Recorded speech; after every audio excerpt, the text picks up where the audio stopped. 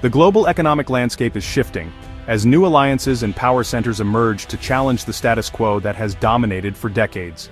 The BRICS bloc, now expanded to include Saudi Arabia, the UAE, Iran, and Indonesia, has rapidly evolved into a formidable counterweight to the Western-led financial system, signaling a profound transformation in global power dynamics. No longer just a forum for emerging economies, BRICS now commands a massive share of the world's population, GDP, and energy resources. Its influence stretches from the bustling markets of Asia and Africa to the oil fields of the Middle East and the financial hubs of South America. Their collective strength has emboldened them to challenge the US dollar's dominance as the world's reserve currency, a move that could fundamentally alter the way global trade and finance operate. For decades, the dollar gave Washington immense leverage, sanctions, global finance control, and easy deficit funding. The US could project power far beyond its borders simply by controlling the flow of money. But BRICS saw this as American coercion and accelerated plans for de-dollarization, exploring alternative payment systems, digital currencies, and even the possibility of a shared currency to reduce their dependence on the dollar. Washington viewed this as a direct threat to its economic supremacy and global influence.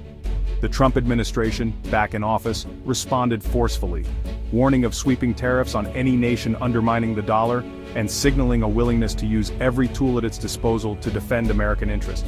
By July 2025, after a high-stakes BRICS summit in Rio de Janeiro, President Trump announced a new 10% tariff on countries supporting BRICS de-dollarization, escalating tensions to new heights. The move was not seen as negotiation, it was a declaration of economic war, sending shockwaves through markets and governments worldwide.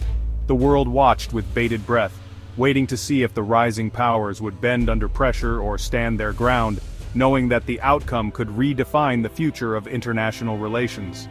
The stage was set for a confrontation that would reshape the global order, with every nation forced to reconsider its alliances and economic strategies in a rapidly changing world.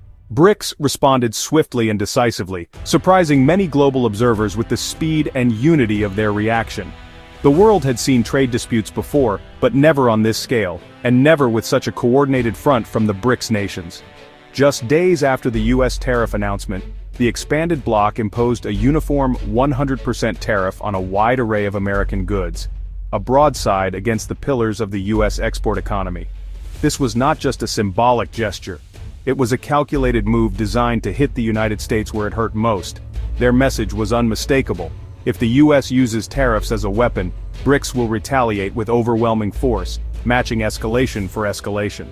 The collective market, now nearly 40% of the global economy, became their weapon. With their combined economic might, BRICS could shift the balance of global trade overnight. The targeted goods were chosen for maximum impact: soybeans, corn, luxury cars, California wines, products that not only represented major US exports, but also supported thousands of American jobs and entire regional economies. And it didn't stop there. A vast range of technology products, from consumer electronics to advanced machinery, were also swept up in the new tariffs, threatening to disrupt global supply chains. The aim was clear: inflict economic pain and mobilize powerful US lobbies to pressure the White House. American business leaders, farmers, and workers suddenly found themselves on the front lines of a global economic conflict. International bodies like the WTO were powerless as the world's largest economies ignored the old rules. The institutions that once governed global trade were now sidelined, unable to mediate or intervene. China and Russia framed the move as necessary self-defense, arguing that they had no choice but to protect their economies and their people from what they called unfair US aggression.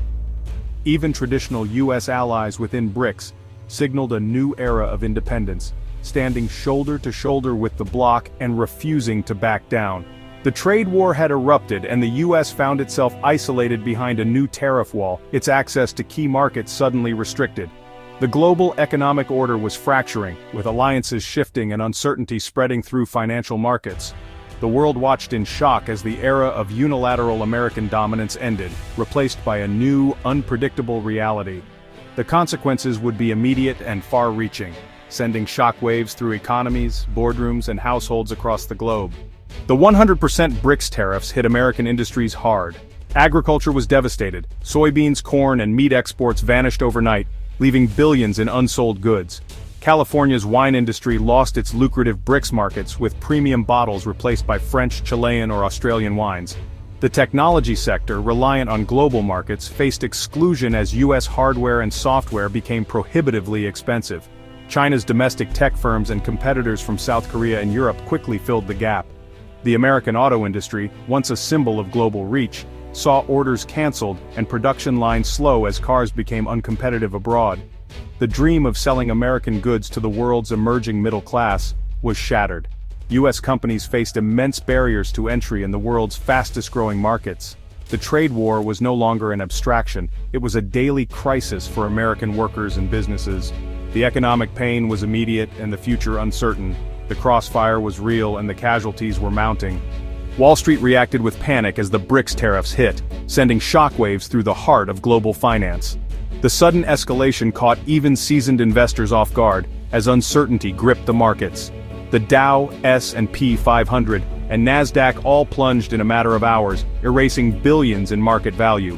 Meanwhile, the VIX Fear Index spiked to levels unseen in years, signaling deep anxiety and a rush for safe havens. Companies with major BRICS exposure, agriculture, tech, autos, saw their stock prices collapse.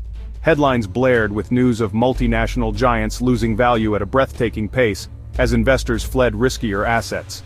CEOs scrambled to reassure investors, but contingency plans were thin, and layoffs loomed. Boardrooms filled with urgent meetings, as executives tried to chart a path through the chaos. The optimism of early 2025 evaporated almost overnight, replaced by recession fears and warnings of stagflation.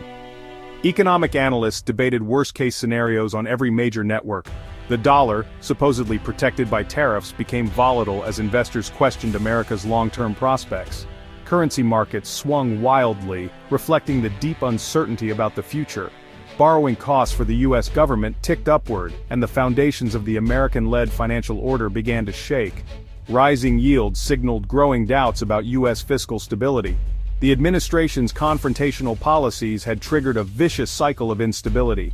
In Washington, officials scrambled to contain the fallout, but political divisions only deepened the crisis. The ripple effect spread beyond Wall Street into every corner of the economy. Small businesses shuttered, and workers faced an uncertain future as layoffs mounted. The dream of a robust recovery was replaced by the nightmare of a self-inflicted crisis. Headlines warned of a downturn that could last for years. The world's faith in U.S. economic leadership was faltering. Allies and rivals alike questioned whether America could regain its footing. The consequences of the trade war were just beginning to unfold, with global supply chains and markets bracing for even greater turmoil ahead. The economic shockwaves quickly reached Main Street. Farmers, devastated by lost export markets, led tractor convoys to Washington, demanding relief. California vineyard owners and farm workers rallied, warning of bankruptcies and job losses. Port workers and manufacturing employees joined in, fearing layoffs as exports dried up. Protests erupted nationwide, uniting red state farmers and blue state tech workers in anger at Washington's policies. The administration faced a growing backlash from its own base as the pain of the trade war became impossible to ignore. The nation was divided and the pressure for change was mounting. The U.S. government scrambled to respond. The White House condemned the BRICS tariffs, calling them an attack on American workers. Emergency meetings were held with allies, but support was tepid. Many had been targets of U.S. tariffs themselves. BRICS leaders justified their actions as self-defense, while some sought to keep diplomatic channels open. The world split into rival economic camps, the U.S. and a few allies on one side, the expanded BRICS bloc on the other. International organizations pleaded for calm, but their influence was waning. Developing nations were caught in the middle, forced to choose sides. The era of a single, integrated global economy was ending. A new, confrontational world order was taking shape. At its core, this trade war is about global power and the future of the U.S. dollar. BRICS's push for de-dollarization, especially with new members like Saudi Arabia and Indonesia, threatens the foundation of American influence. If oil and other key commodities are traded outside the dollar, the consequences for the U.S. could be profound, higher borrowing costs, persistent inflation, and diminished global clout. The 100% tariffs show BRICS is willing to endure short-term pain for long-term gain. Their bet a united bloc can reshape global trade and finance for a multipolar world. The U.S. faces the risk of being sidelined as the global system fractures into competing blocs. The 2025 trade war is not a temporary dispute, it's the opening chapter of a new era. The world is being remade, and the outcome will determine who leads the 21st century. The stakes have never been higher.